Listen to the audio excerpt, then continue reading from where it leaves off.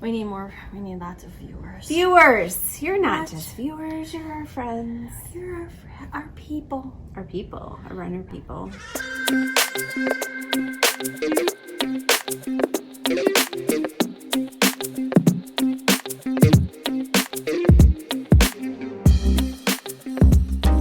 Here we are, another Friday. Oh, I do love Friday. We love Friday. Spring Fridays are awesome. Spring Fridays, yes.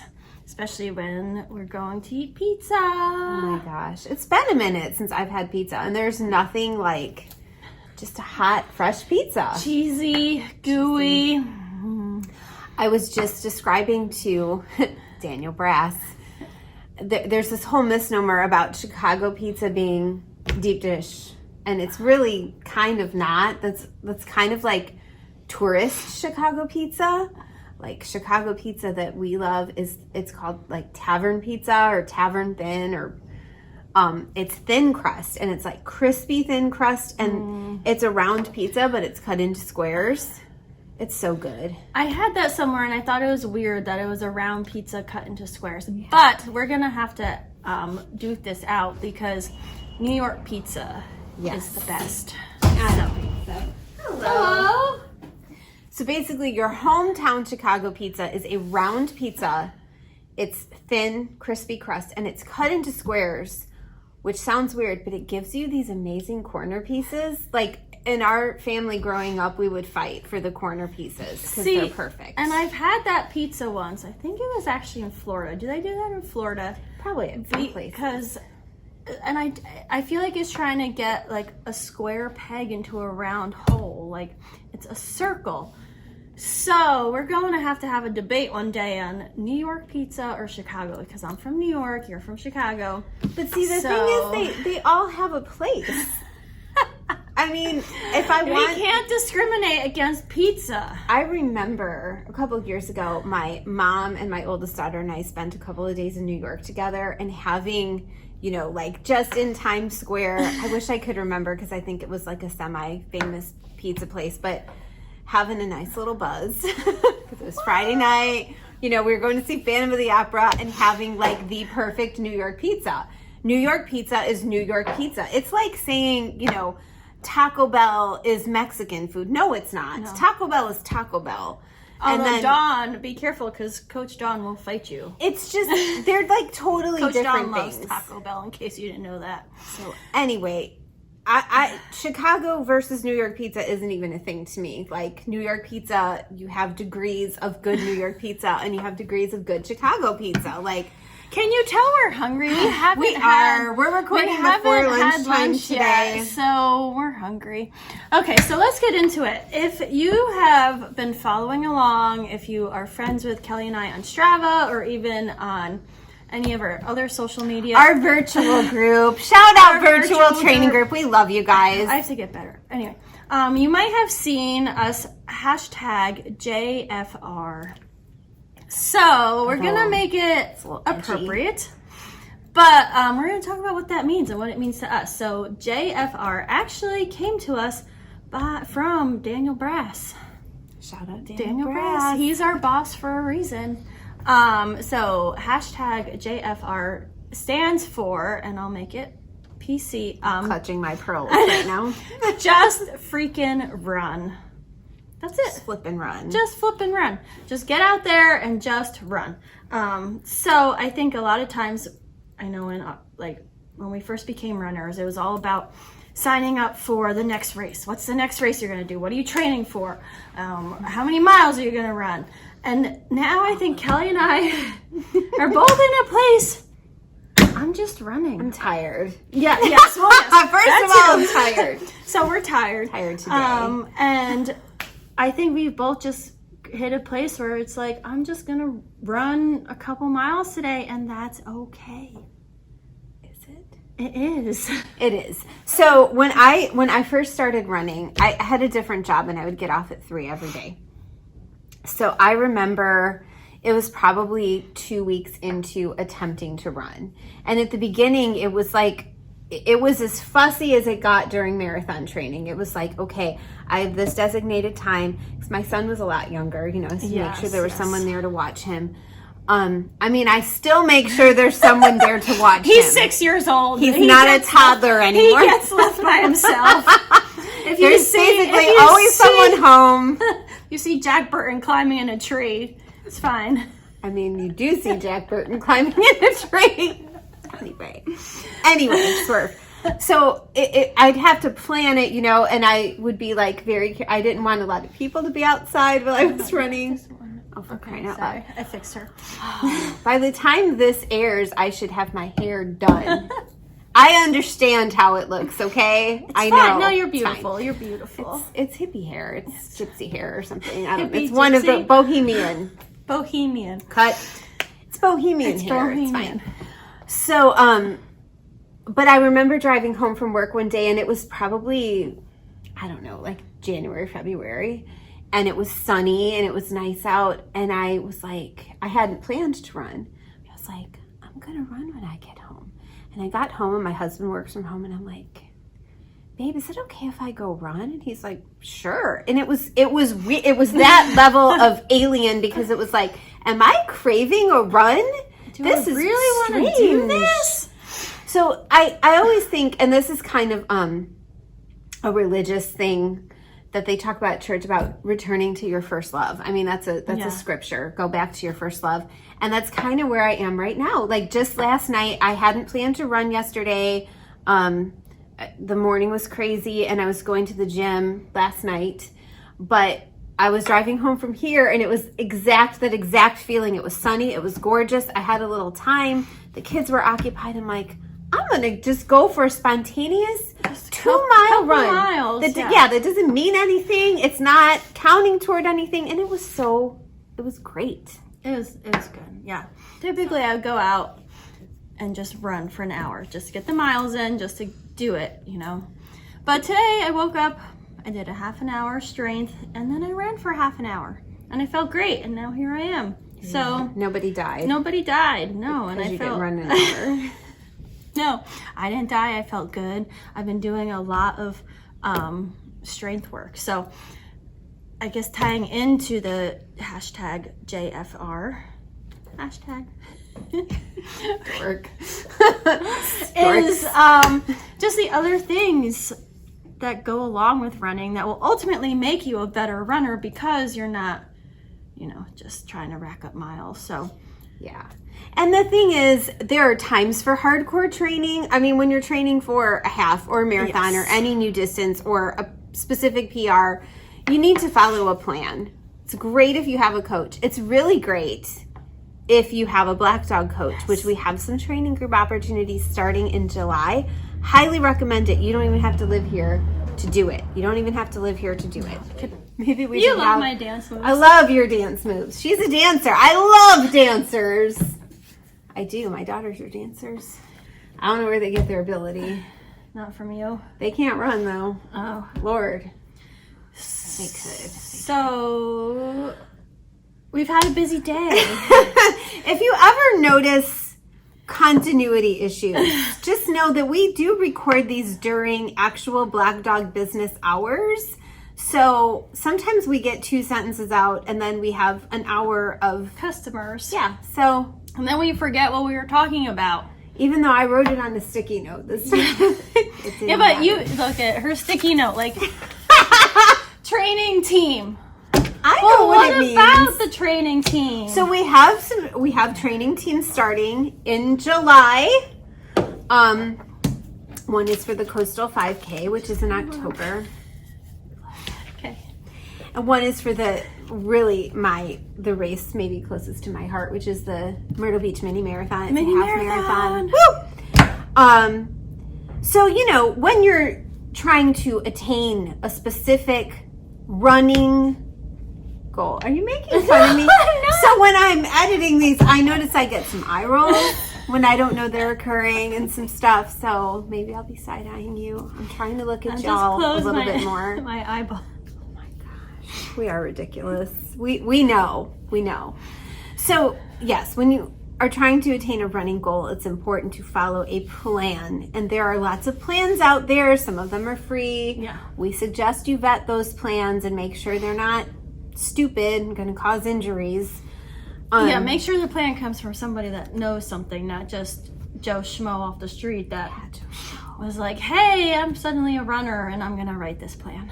But that's not really what we're talking about today. Today we are actually talking about Joe Schmo off the street. And if Joe Schmo just wants to run, has a moment, he's like, I'm going to run. What does he do? How can you start running or keep running in the off season and make it as simple and fuss-free? I like that. Fuss-free as possible. What do you need just to run? Let's drill it down to that. Well, I've noticed, like, when I first started running, There's a really cute dog out there. Oh, look at his tail. Oh, he's so cute, you guys. Okay. When I first started running, I was that, like, running dork with, like, head to toe was probably matching, and I had the headband and the... Yeah, now, like, I've gone brace free. I have no braces on my legs. Knock on wood right now. So I have my headphones, my belt, and my phone. And, of course, whatever specific pair of shoes I'm wearing that day. Shoes. Obviously, the footwear is important. So if you're thinking about starting running or getting back into running, even if just for fun and fitness, have a good pair of shoes. Make sure they fit you. We cannot drill that into you enough. Make sure they fit you. No. Make sure they support whatever. I mean, if you are just Joe Schmo and, you have never had an issue with your feet, with your legs, with your back, with anything, fine. Get something with no cushion. Be a minimalist, whatever. And we don't just say this because to get you into the store to buy stuff. I mean, we do want you to come and buy stuff. But running shoes can make such a difference. And we have customers that come in here all the time.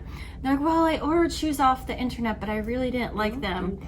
And so I returned them and now I'm here. So just save yourself the step of ordering a shoe off the internet that is not right for you and just come and see us. Listen, the fitting process only needs to happen once every couple of years, unless you do have an injury or like a pregnancy or something different happens. And it doesn't take long. Like sometimes when I'm explaining it to people, they look at me like, oh my God, I'm going to be here for forever. It's like 5 minutes. Yeah. And it takes longer to try on shoes sometimes, but once you have a shoe, then you can just come back and get it, or you can call us. Holy cow. Hold that thought. Did you hit play? I did. Okay. Well, I hit record. Actually. Whatever. All of that, and it was a robocall. So anyway, you can call us, see if we have it in stock. We can save it for you. We can order it for you. We're working out our online orders. Right now, you can order some things online. But call us. Okay, so we're just going to ramble on. Call us. We're just going to ramble on a little bit here. Uh-oh. Because this has happened a couple of times today where I'll just say the Hoka Cliftons, for example. And if you like the Hoka Clifton Model 6, but we can't get the Model 6 anymore, your best bet is to try the Clifton 7. And it's not our fault that we can't get the Clifton. Hoka stopped making them. Yeah. They made a new one. So when a new model comes out, your best starting point is that new model, but sometimes they do make changes you don't like. I'm sorry. No, you're fine. You weren't done. I'm done. Okay. I have a tangent to your tangent, though. Because we all have shoes that change. Like, I loved the Glycerin 17. Loved it. And then they changed to the 18, and I did not like the 18. So I have, full disclosure, bought 2 pairs of 17s off of a third-party site. When they were no longer available anymore. We all do this. Well, most of us who are a little extra do it. Not me. Not yet. Just saying. Not yet. So I have noticed the subsequent pairs that I've gotten since that shoe's been gone for over a year. They don't last. So you might be able to find your Clifton 6 somewhere. First of all, it's either going to be marked way up. Yes, they do that on Amazon. That is another thing. We are so good because we teach you so much. Amazon. Toot toot.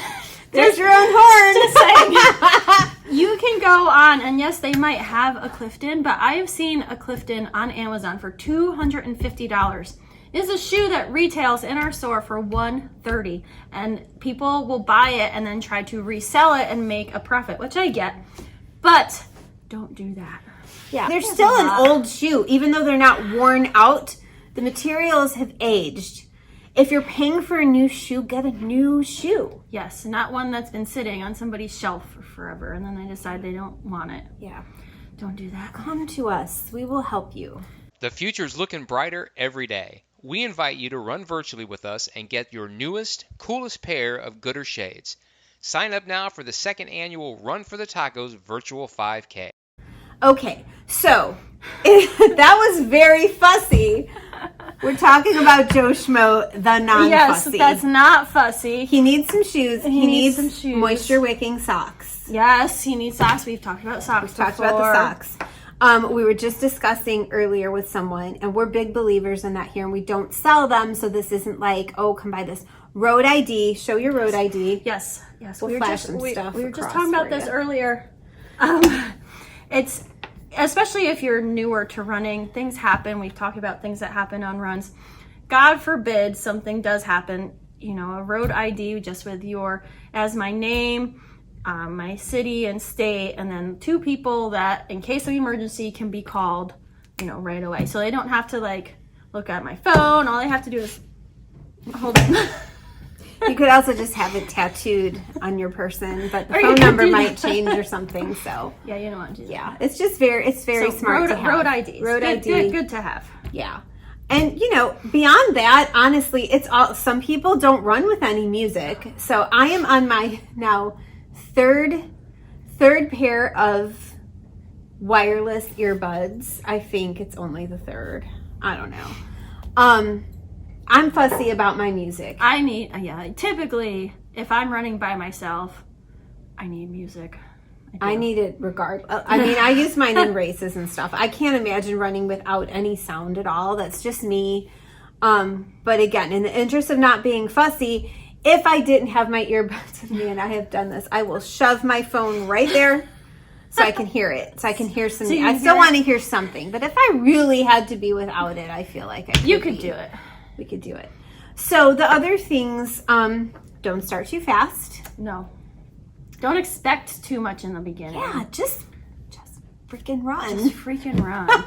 Yeah, just start for the enjoyment of it. And then, like, once you get into it, then, you know, you could talk about cadence and stride tracking and all that stuff. But just go and run. Yeah, just run. I was just telling a customer, I call it playing outside. Like, that's when I don't play outside now, I get cranky. And I am not a person who, as an adult, I didn't really care about being outside. There was always something to do. And when there wasn't something to do, especially, you know, babies and jobs and what have you, tired. I want to sit on the couch. I want to eat a good snack and watch my programs.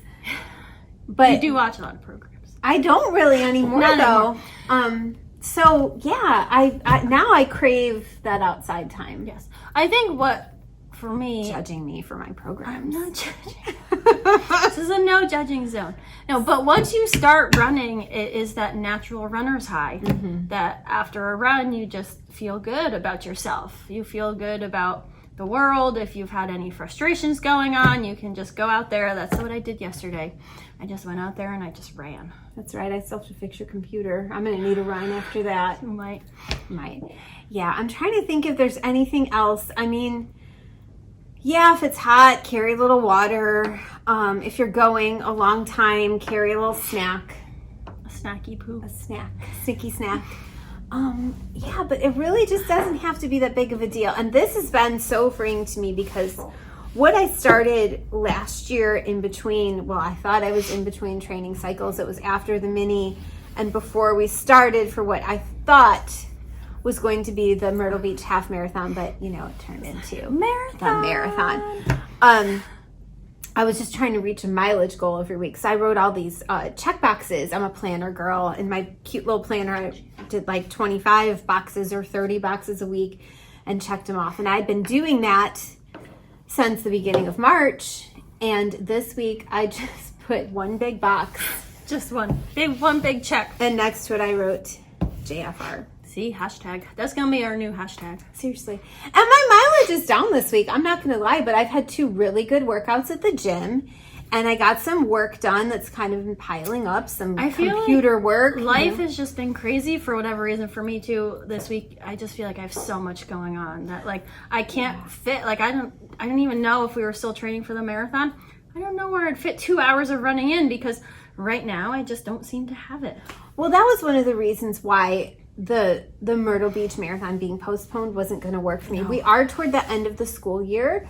Things start happening with kids and schedules. And holidays, like Easter's this weekend. Yeah. The store is busier. I mean, it was like the month of March we were slammed. And those of you who know, whether it's a physical job you have or a more intellectually draining job, and sometimes they're both or all emotionally draining, it makes it harder. So all those factors play in. That's why when people said, oh, well, now you have extra time to train, I'm like, the heck I do. I can't. Where? It was like, where is this extra time that you speak of? That beginning of the year, like the bulk of the apex of our marathon training was in January. Well, there's nothing going on in January. Nobody wants to do anything. It's cold and rainy out. So it's much easier to fit that in. But once you get into spring, it's like, let's go to Charleston for the day, or let's thank you God. The kids are starting to have like things they have to do. Yeah. Thank God. Anyway, thank God. God said live. So anyway, yes, that's my primary hashtag. Yes. I promise. So yeah, just run, just go play outside and go have fun. Hey, all of you out there, I have a wonderful thing to tell you about. If you love the look of the On shoes, which what's not to love? This one is my favorite, even though it's a guy's, but I love it. We have something great for you. If you love the look, but you've been looking for a little bit more shoe, a little bit more width or cushion, my friend Sam here has some news for you. What's up, y'all? We now have the On Cloud Stratus at Black Dog Running Co. So this is going to be your high cushion, high support shoe. Come on by and check it out today. You'll be in comfort on the roads all day long. Woo! Thank you. Here we are, probably hours later. It's hours. It's almost 6 o'clock. Listen, group runs are a super encouraging environment because everyone's doing their own thing. It's just a way to get stuff done together.